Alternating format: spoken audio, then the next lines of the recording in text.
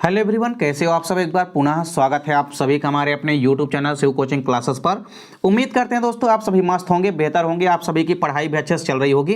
देखिए, इसके पहले हमने चैप्टर 9 की कई सारी वीडियो प्रोवाइड करा दी है। यदि अभी तक आप नहीं देखे हैं तो आप प्रीवियस वीडियो में यानी प्ले लिस्ट में जा करके आप देख सकते हैं।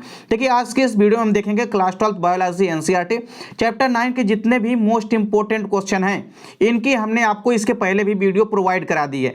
देखिए, आज की इस वीडियो में हम देखेंगे यहाँ पे 3 से 4 ऐसे क्वेश्चन देखेंगे जो कि 2 से 3 नंबर के लिए काफी इंपॉर्टेंट है।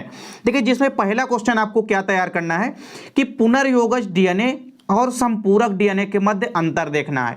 कभी कभी पुनर्योगज डीएनए व संपूरक डीएनए के मध्य अंतर आपसे पूछा जाता है, या आपसे ऐसा भी कह सकता है कि यहाँ पे देखिए आर डीएनए व सी डीएनए के मध्य अंतर लिखिए।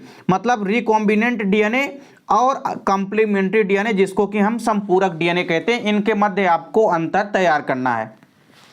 तो चलिए, सबसे पहले हम देखते हैं पुनर्योगज डीएनए यानी कि रिकॉम्बिनेंट डीएनए। रिकॉम्बिनेंट डीएनए की यदि हम बात करते हैं तो यह बेसिकली 2 सूत्र युक्त होता है। यह कैसा होता है? 2 सूत्र का बना होता है।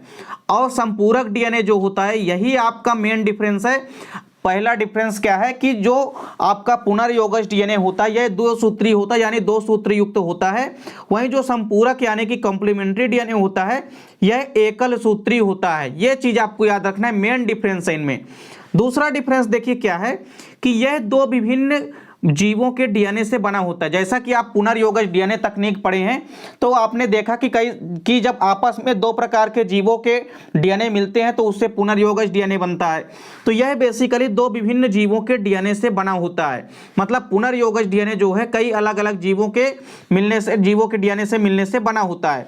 वहीं जो संपूरक डीएनए होता है इसके निर्माण में केवल एक ही जीव के डीएनए की आवश्यकता होती है। इसके निर्माण में किसी भी प्रकार से 2 या 3 जीवों के डीएनए के मिलने की आवश्यकता नहीं होती है। केवल एक जीव के डीएनए से ही इसको तैयार किया जाता है।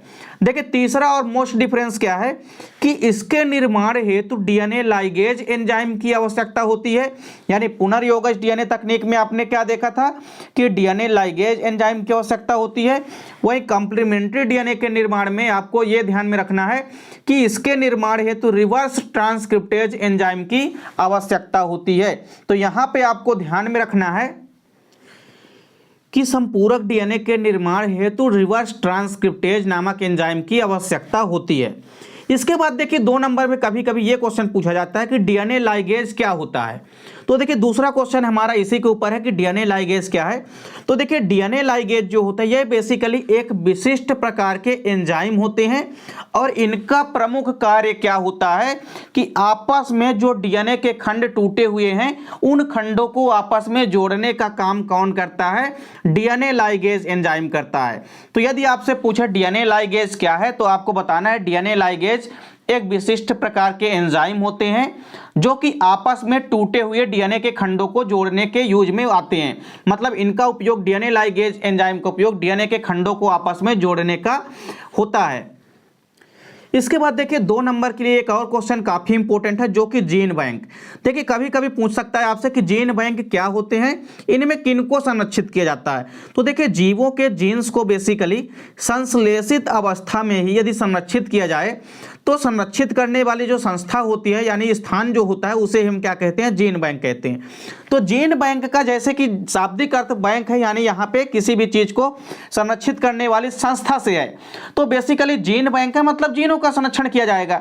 तो किसी भी पर्टिकुलर जीवों के जीन्स को संश्लेषित अवस्था में, यह भी आपको याद रखना कि संश्लेषित अवस्था में ही जीवों के जीन को संरक्षित करने वाली जो संस्था होती है या स्थान होते हैं उन्हें ही हम क्या कहते हैं? जीन बैंक कहते हैं। देखिए, इसके अंतर्गत बेसिकली जीवों की कोशिकाओं में पाए जाने वाले अनुवांशिक पदार्थों को संरक्षित किया जाता है। मतलब जीन बैंक के अंतर्गत यदि सबसे कोई इंपॉर्टेंट चीज है तो वो है अनुवांशिक पदार्थ। और अनुवांशिक पदार्थों में आपको पता है कि मुख्य रूप से डीएनए या आरएनए हो सकता है। तो देखिए, इसके अंतर्गत जीवों की कोशिकाओं में जो अनुवांशिक पदार्थ पाए जाते हैं उनको भी संरक्षित किया जाता है। यानी जेनेटिक मटेरियल्स का मुख्य रूप से संरक्षण किया जाता है। इसके अलावा देखिए, इसका पहला उपाय तो यही होता है कि यह दुर्लभ जीवों को संरक्षित रखा जाए। ऐसे जीव जो कि दुर्लभ हो चुके हैं उनके जीवों को या आनुवांशिक पदार्थों को जीवित रखा जा सकता है और नए प्रकार के फिर जीवों को उत्पन्न किया जा सकता है।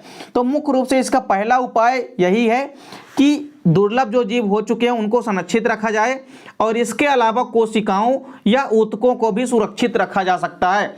जैसे कुछ कोशिकाएं या ऊतक ऐसे हैं जो कि दुर्लभ स्थिति पर आ चुकी हैं, तो उनको भी वहां पे जीन बैंक में संरक्षित करके रखा जा सकता है। तो बेसिकली जीन बैंक में जीनों का यानी कि आनुवांशिक पदार्थों का संरक्षण किया जाता है संश्लेषित अवस्था में। ऐसी संस्था या ऐसे स्थान को ही हम क्या कहते हैं, जीन बैंक कहते हैं। आखिरी क्वेश्चन आपको क्या तैयार करना है, कभी कभी आपके एग्जाम में पूछा जाता है कि टीआई प्लाज्मिड क्या है। तो देखिए जैसा कि नाम से स्पष्ट है कि टीआई प्लाज्मिड, तो TI plasmid basically agrobacterium tumefaciens नामक एक बैक्टीरिया होता है जिसमें पाए जाने वाले विशिष्ट प्रकार के प्लाज्मिड होते हैं। मतलब जैसा कि टीआई नाम से स्पष्ट है, टीआई प्लाज्मिड पहले ही लिखा है, तो टीआई क्या होता है, एक प्रकार का प्लाज्मिड होता है जो कि किस जीवाणु में पाए जाते हैं, तो एग्रोबैक्टीरियम ट्यूमिफेसियंस नामक बैक्टीरिया के अंदर पाए जाते हैं।